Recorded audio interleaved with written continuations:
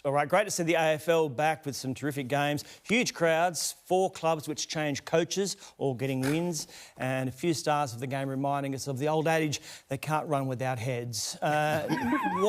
What's going on here? Now, I don't know if 2 weeks is enough, really. That's what Keziah Pickett has got for that kind of exocet missile attack on Bailey Smith, who did get straight up, Fitzy. Can I, Crash, I want to just quickly ask you, how many weeks would have he got in the NRL for that? Oh, Fitzy, 6 to 8. That's just a cannonball. You just can't do it. So, Bailey Smith got up straight away. Now, I can understand he wasn't concussed, he played on. But it's the act of bracing yourself, launching yourself, basically being horizontal off the ground. He gets 2 weeks. Now, Tony, this is where confusion reigns for every AFL supporter out there at the moment, because we don't know what's going on. There was 3 incidents this weekend. That's Keziah Pickett's. I think that's the worst. I think everyone sees the act. Luckily, there was no injury there. But then we go to Buddy Franklin next. Yep. Buddy's bump on Collins. This is Sam Collins, He goes past the ball, and unfortunately Collins has a concussion test after this, Tony, and doesn't come back onto the field. Now, that's one game. So you can concuss someone and you only get 1 game for that act, right? Yeah, so but he didn't leave the ground. No. And rocketed. But we're protecting the head. Yep. Now, I understand not every footballer, none of it is intentional. No one's going out there to hit somebody's head, but unfortunately these are. So Keziah Pickett gets 2, Buddy gets 1, which is confusing in itself. Then we go to Shane McAdam. Yeah, now, so he's sent straight to the tribunal, which would indicate that it's viewed as the highest rating of all of these. Therefore, 3 weeks is a minimum if it's gone straight to the tribunal. So I don't understand why the other 2 haven't been sent to the tribunal, but that one has.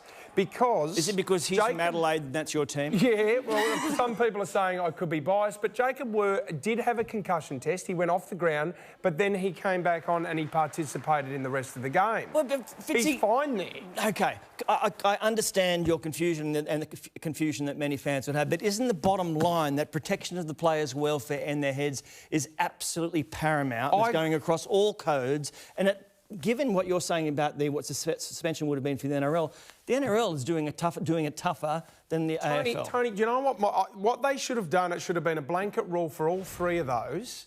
Is that they should have given them all 3 games. And I'm a Crows fan with Shane McAdam. I thought it was just as bad.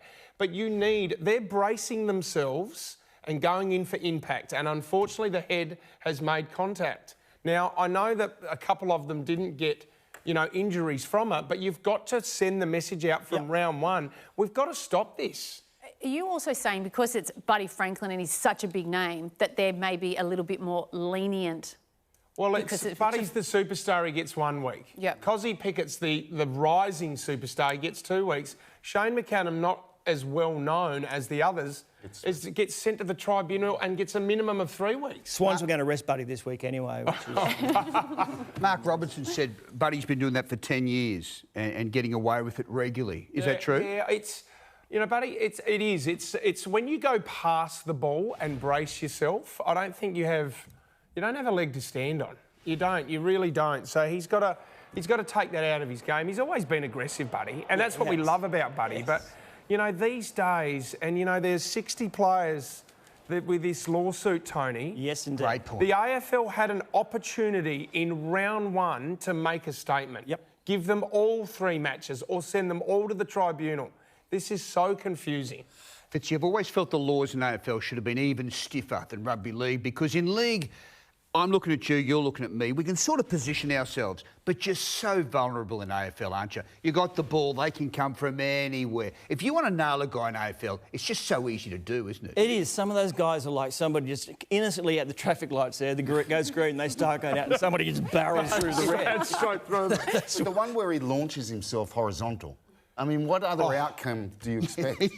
I mean, that's an attack. Rob, and they say that's careless. I don't care. If you brace yourself and launch yourself... Horizontal, it looks premeditated. You are going in... No, careless is losing your car keys like Crash does most. He did tonight, and Tony found them. How does it change, though? What you've said is right. You're saying in terms of the punishment that it should be stiffer. One of the most respected names in the game, Pendlebury, who is a captain, as we know, an absolute legend. Now he's called on for there to be a sin bin. There's never been a sin bin in AFL. There's never been send-offs in AFL. So Scott Pendlebury says on Triple M today, what about that? Well, I think that would just weed out the poor conduct and the rough play. I think that would be a good idea. They should be at a disadvantage, 17 versus 18 for maybe 10, 15 minutes. I'm all for it. I'm probably slightly the other side, only because the one thing I love about AFL, it just fizzes. And it's just entertainment. There's no train stops along the way. Whereas I love the fact the video is not a big part of the game. Yes. And But you've as also soon as you go down that route... You've also got to think about the welfare of the player, and we see what's going on with the concussion in the NRL, the class action in the AFL now, and I think that the sin bin, it needs to at least be trialled. Yeah. And we've seen that. That was a kind of a cluster of those things. We may not see that kind of thing happen in, the next 8 weeks. Yeah, but see, it confuses it even more, Tony, because now every week, if we get an incident like that, you could compare it to those 3 different incidents. I agree with you. I think they had a chance to, really with what's going on with the 60 players and the court actions, to show that we're really trying to fix it up. Those codes are not the only codes in trouble. Football's in trouble with heading. Yeah. I mean, already all over Europe, under 12 years and under, not allowed to head the ball. Yep. So there's lots of these dementia in older players heading the ball. So it's not just confined to contact. Well, that's why Arnie had a perm, so it wouldn't. So why do you have the no with it? Different codes, you're right, track it differently. We've pointed out over the past couple of weeks that they do that. They deal with high contact very differently. In fact, in rugby at the weekend, this was England's Fred Stewart, tries to pull out of contact with this Ireland's Hugo Keenan, and the collision was kind of minimal. Look at him, he's trying not to be there. He can't just disappear. He gets a red card, sent from the field, game over.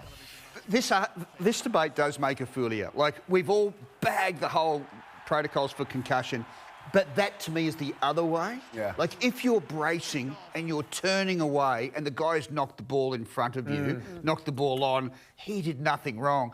But I've got to say this, we do poke fun at rugby union. They are the pace setters in this debate. Yes. They are not having any grey area. And there will be collateral damage and embarrassing moments like that. They say, we don't care. We're getting it out of our game. There's clearly no intent there. No, zero.